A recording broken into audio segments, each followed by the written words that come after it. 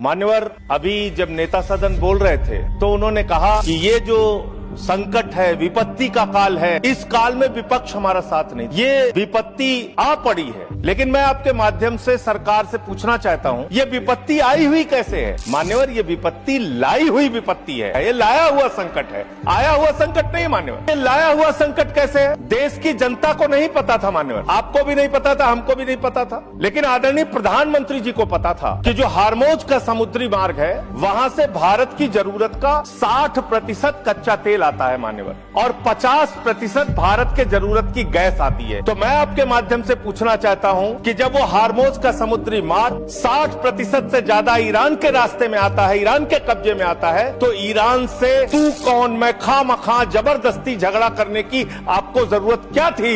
इसलिए आपने जानबूझकर देश को संकट में डाला है। ये संकट आया हुआ संकट नहीं है, ये लाया हुआ संकट है, और इस लाए हुए संकट के सबसे बड़े जो प्रायोजित किया है जिन्होंने संकट, उसका नाम है देश के प्रधानमंत्री आदरणीय नरेंद्र मोदी जी। मान्यवर, ये बात देश की जनता को पता होनी चाहिए। आपका परंपरागत मित्र है ईरान, और खुद प्रधानमंत्री ने माना है। प्रधानमंत्री जी जब गए थे ईरान की यात्रा में, उन्होंने कहा भारत और ईरान की दोस्ती इतिहास से भी पुरानी है।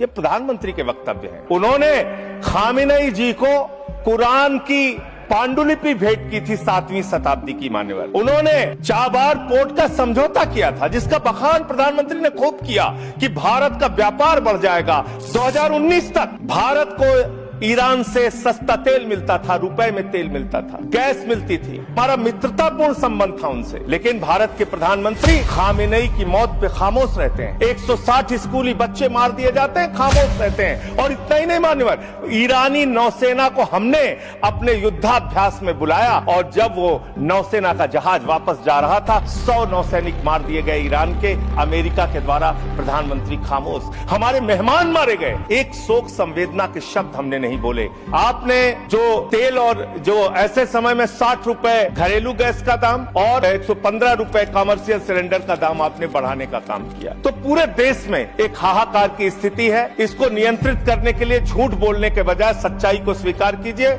और आज जो कहा गया कि हार्मोज समुद्री मार्ग खुल गया है, गलत जानकारी सदन को नहीं देनी चाहिए। हार्मोज समुद्री मार्ग से मात्र 2 जहाज आपके आए हैं, 22 जहाज अभी भी आपके रुके हैं। मैं शुभकामनाएं देता हूं कि आप वार्ता करके उस समस्या का समाधान कराइए।